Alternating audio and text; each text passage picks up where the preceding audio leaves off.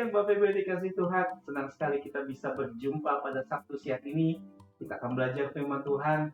Sebelum kita masuk lebih dalam untuk membahas firman Tuhan, kita berdoa terlebih dahulu. Terima kasih Tuhan, kami panjatkan doa puji syukur kami Tuhan di dalam tangan-Mu.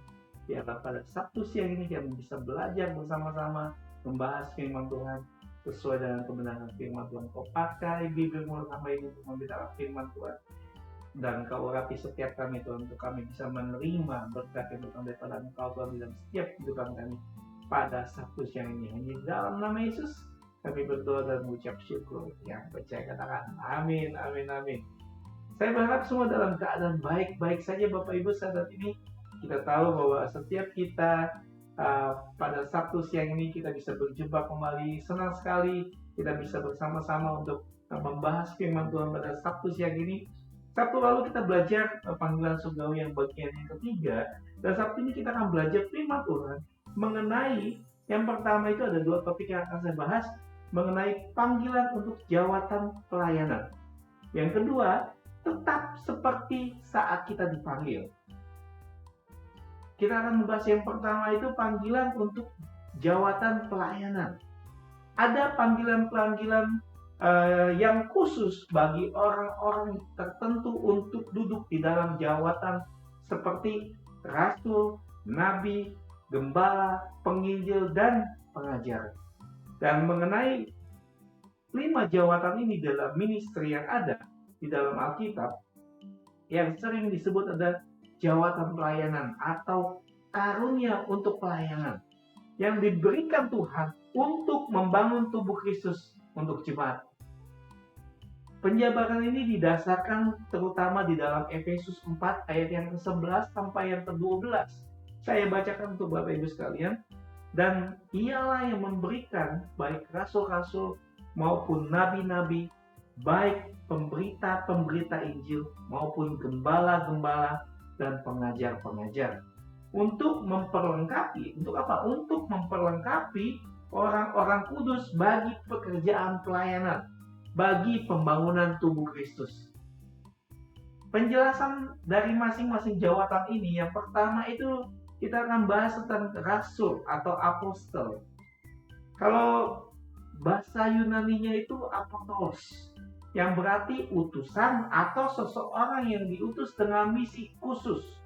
Seseorang rasul adalah seperti duta besar Bapak Ibu sekalian, yang mewakili otoritas yang daripada Tuhan, membawa pesan dari surgawi, yaitu dari Sang Pengutus, yaitu Yesus Kristus. Ada tugas dan tanggung jawab yang harus ditanggung. Yang pertama itu merintis dan meletakkan dasar. Jadi mereka adalah perintis yang membuka ladang dengan misi yang baru. Mendirikan gereja di tempat yang belum pernah mendengar Injil. Di dalam Roma 15 ayat ke-20. Mereka meletakkan dasar doktrinal gereja di suatu tempat.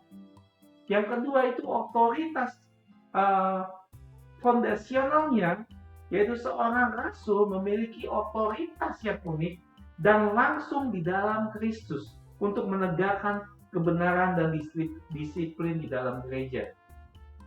Kalau kita bisa lihat yang ketiga itu menyaksikan kebangkitan. Kebangkitan dalam arti apa? Seseorang kriteria utama adalah menjadi saksi mata dari Kristus yang telah bangkit. Paulus memenuhi ini melalui perjumpaannya dengan Kristus di mana dia di jalan ke Damsik. Kalau Bapak Ibu baca dalam 1 Korintus 9 ayat 1, ketika Saulus diubah menjadi Paulus dan belum memberitakan firman Tuhan, belum menjadi seorang rasul, ketika Tuhan berjumpa dengan Paulus pada saat itu, merubah hidupnya, merubah jalan hidupnya, menjadi pengikut Kristus. Yang pertama, dia menganiaya jemaat Tuhan, di mana dia ketika berjumpa dengan Kristus ada perubahan yang terjadi, menyaksikan atau melihat kemuliaan Tuhan di dalam hidupnya. Kalau bisa kita lihat dari contoh Alkitab dianya, yaitu ke-12 rasul, Matius 10 ayat yang kedua sampai ke-4. Dan kita bisa lihat dari perjalanan Paulus, perjalanan Yakobus, dan kita tahu bahwa kedua rasul ini melihat atau membuka matanya, bertemu dengan langsung dengan Sang Pencipta, yaitu Tuhan Yesus Kristus.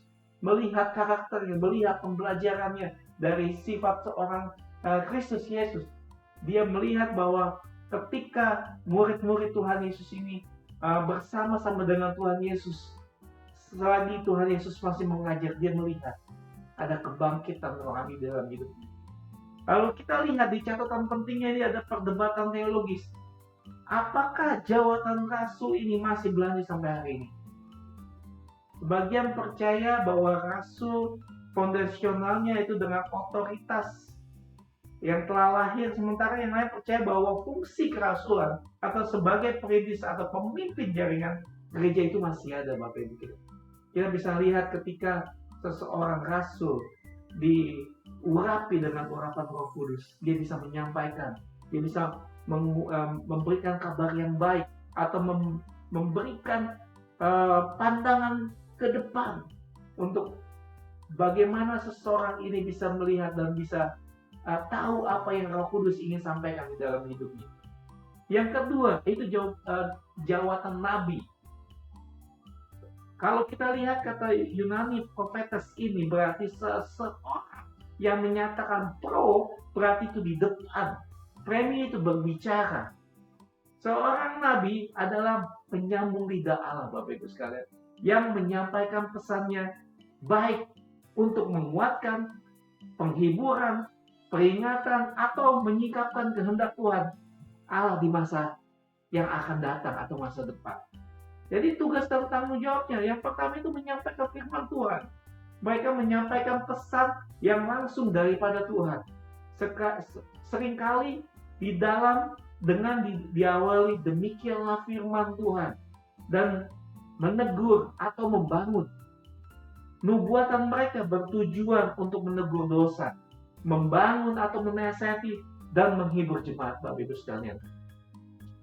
Di dalam gereja mula-mula, Nabi sering memberikan petunjuk yang sangat spesifik sekali. Kalau kita lihat di contoh Alkitabnya tentang nabi-nabi di Antioquia, di dalam Kisah Rasul 13 ayat yang pertama. Ada juga anak-anak perempuan Filipus yang bernubuat. Bapak Ibu bisa baca di dalam Kisah Para Rasul 2 ayat 21 ayat yang 9. Jadi karunia untuk nubuat harus diuji dengan berdasarkan firman Tuhan. Saya tekankan sekali lagi, seseorang yang bernubuat harus diuji dengan berdasarkan firman Tuhan. Sesuai nggak dengan firman Tuhan? Apa yang dia sampaikan? Otoritasnya tidak setara dengan kitab suci yang dia lakukan. Yang kita percaya adalah kebenaran firman Tuhan. Yang ketiga tentang penginjil, evangelis. Kalau kita lihat kata Yunani, evangelistis berarti pembawa kabar baik. Seseorang penginjil dan seorang yang spesialis di dalam memberitakan Injil, yaitu Injil siapa? Injil Yesus Kristus kepada orang-orang yang belum percaya dan mengerti itu. Tugas dan tanggung jawabnya apa? Yang pertama itu pemberitaan Injil kepada yang tidak percaya atau yang belum percaya. Fokus utama mereka adalah membawa dunia untuk dibawa masuk ke dalam pengenalan akan firman Tuhan. Membagikan kabar baik itu tentang keselamatan yang melalui siapa? Melalui Yesus Kristus. Tugas Anda dan tugas saya sebagai orang yang percaya, kita membawakan kabar baik itu, Injil itu, kepada orang yang belum mengenal Tuhan, yang belum percaya kebenaran firman Tuhan. Kita bawa untuk pengenalan firman Tuhan dan kita baptis di dalam nama Tuhan Yesus Kristus. Melatih jemaat untuk bersaksi. Siapapun, Bapak Ibu, saudara-saudara sekalian, saya melatih untuk diri kita untuk kita bisa bersaksi. Dengan apa? Melatih supaya kita orang percaya untuk menjadi rekan sekerja di dalam memberitakan firman atau di dalam memberitakan Injil. Seringkali pekerjaan penginjilan beriringan dengan merintis kelompok atau baru orang percaya dan kemudian akan ditangani oleh gembala atau pengajar. Ketika kita membawa seseorang mengenal akan kebenaran firman Tuhan dan orang itu percaya, dibaptis, dimuridkan, kita bawa kepada pemimpin gereja kita bawa kepada gembala kita untuk dia mengenal firman Tuhan. Oke, kita bawa untuk mengenal firman Tuhan dan kita harus mengiringi dia. Sampai kapan? Sampai dia bisa bertumbuh rapat kebenaran firman Tuhan. Sampai dia mengenal kebenaran firman Tuhan. Jangan kita lepas, tapi kita tahu bahwa ketika kita mengiring orang yang belum percaya dan membawa mereka ke dalam Tuhan, ada rasa yang luar biasa. Malaikat surga bersorak-sorai. Kita bisa tahu bahwa ketika itu ada rasa kepuasan sendiri, kita bisa memenangkan banyak jiwa. Contoh di Alkitab ada di Filipus, disebut secara khusus sebagai penginjil. Timotius juga didorong untuk melakukan pekerjaannya sebagai seorang penginjil. Ya, sementara semua orang percaya dipanggil untuk apa? Untuk bersaksi. Menginjil adalah orang yang memiliki beban, karunia dan aktivitas yang luar biasa di dalam memenangkan jiwa. Itu tugas Anda dan saya. Dan yang keempat, tentang gembala atau pastor. Kata Yunani poimen ini berarti gembala. Gambaran ini diambil dari budaya Timur Tengah di mana gembala mengenal pemimpinnya, gembala melindungi dan merawat domba-dombanya. Dan konteks gereja, gembala sering disebut sebagai pendeta atau pastor, adalah pemimpin rohani yang bertanggung jawab atas kesejahteraan jemaat lokal, kesejahteraan lingkungan jemaat gerejanya. Tugas dan tanggung jawabnya memimpin dan mengawasi. Mereka memimpin jemaat dengan memberikan teladan dan mengawasi kebutuhan rohani mereka, membina, memuridkan. Kita bisa tahu ketika seorang gembala, mereka harus mengasihi, mendisiplinkan, menasehati, bahkan menegur, menghibur domba-domba Allah yang sudah Tuhan percayakan untuk menuju ke jalan yang benar, menuju ke jalan di mana kekekalan itu ada. Dan para penatua atau elders yang mengembalakan jemaat adalah, kalau Bapak Ibu baca di dalam Kisah Rasul 20 ayat 17, jawatan gembala sangat bersifat relasional dan jangka panjang, berfokus pada pertumbuhan kesehatan rohani jemaat lokal. Yang kelima, yang terakhir itu tentang pengajar. Dalam bahasa Yunani-nya, didakalos berarti guru atau pengajar. Peran ini berfokus pada penjelasan atau penerapan pengajar firman Tuhan yang benar dan mendalam kepada jemaat-jemaat Tuhan. Menjalankan kebenaran Alkitab dia. Mereka memiliki karunia untuk mengeksposisi, membuka dan menjelaskan makna Alkitab dengan setia, akurat dan jelas. Mempertahankan, membantu jemaat memahami doktrin yang sehat dan membangun fondasi iman yang kokoh sehingga tidak mudah disesatkan. Tugas pengajar. Jadi pengajar yang baik tidak hanya menyampaikan informasi, tetapi juga menentang jemaat untuk menerapkan firman Tuhan di dalam kehidupannya sehari-hari. Contoh Alkitabiahnya kita bisa lihat dari Apolos yang mahir di dalam kitab suci dan mengajar dengan teliti sangat sekali, dan para pengajar yang Apolos ajarkan itu membuahkan dan membangun iman mereka. Seringkali peranan gembala dan pengajar digabungkan seperti di dalam Efesus 4 ayat yang ke-11 menunjukkan bahwa seseorang gembala harus juga mampu mengajar. Dan seorang pengajar yang efektif seringkali memiliki hati seorang gembala. Poin yang kedua yang ingin saya sampaikan, apa maksud tetap seperti saat kita dipanggil, Bapak Ibu sekalian. Di dalam ayat 1 Korintus 7 ayat yang 17 sampai ke 24 dikatakan sering salah ditafsirkan, Bapak Ibu. Konteks bukan tentang panggilan pelayanan seperti rasul atau penginjil, melainkan tentang keadaan hidup kita sehari-hari seorang saat mereka dipanggil oleh Allah. Untuk apa? Untuk menerima keselamatan itu. Mari kita lihat ayat firman Tuhan terlebih dahulu di dalam 1 Korintus 7 ayat yang ke-17 sampai ke-18, terjemahan baru. Dan inilah yang diperintahkan kepala jemaat. Hendaklah setiap orang tetap hidup di dalam keadaannya waktu ia dipanggil Allah. Kalau ada orang yang waktu dipanggil telah bersunat, janganlah ia menuntut sunatnya. Kalau ada orang yang waktu dipanggil belum bersunat, janganlah ia bersunat. Arti dipanggil di dalam konteks Alkitab ini, di dalam 1 Korintus 7 ayat yang ke-17. Kata dipanggil di sini merujuk pada panggilan keselamatan Bapak sekalian. Saat seorang mendengar Injil, bertobat dan percaya kepada Yesus Kristus, ini adalah momen ketika Allah oleh kasih karunia-Nya memanggil seorang keluar dari kegelapan dan masuk ke dalam terangnya yang ajaib. Itulah kata dipanggil, Bapak Ibu sekalian. Dari yang gelap, belum yang dari yang manusia yang berdosa dipanggil untuk tidak berdosa. Dari yang gelap menuju ke terang. Jadi pertanyaan yang dijawab Paulus adalah, setelah aku diselamatkan, haruskah aku mengubah status sosial atau keadaan jasmaniku untuk menjadi orang Kristen yang lebih baik?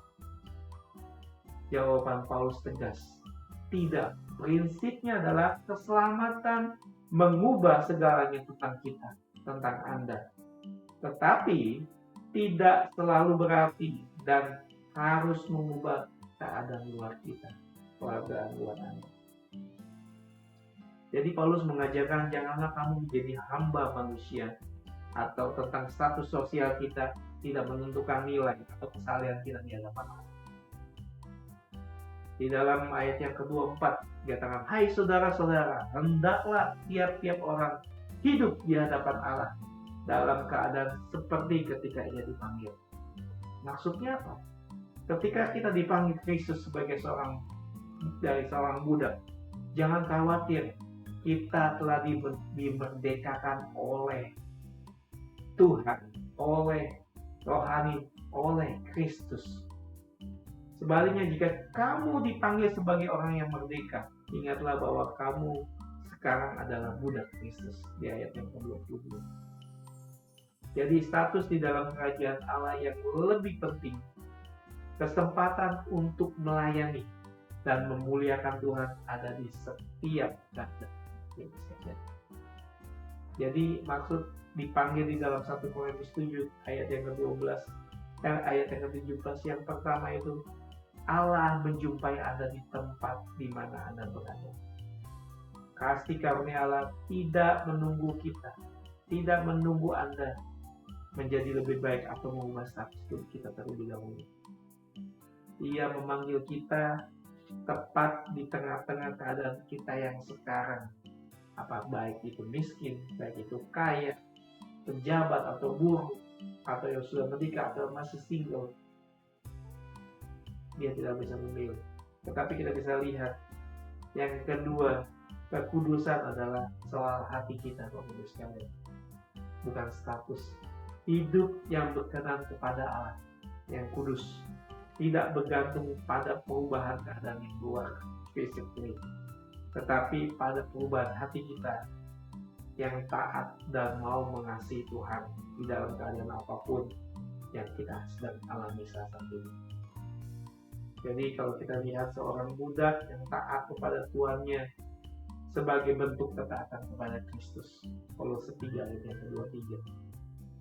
Sama kudusnya di hadapan Allah dengan seorang kaya yang menggunakan kekayaannya untuk kemuliaan Tuhan. Yang ketiga, maksud dipanggil di dalam 1 Korintus 7 ayat 17. Yang pertama itu Allah menjumpai kita di tempat kita berada. Yang kedua, kekudusan bukan soal hati. Yang ketiga, kita adalah milik Kristus di dalam pekerjaan kita.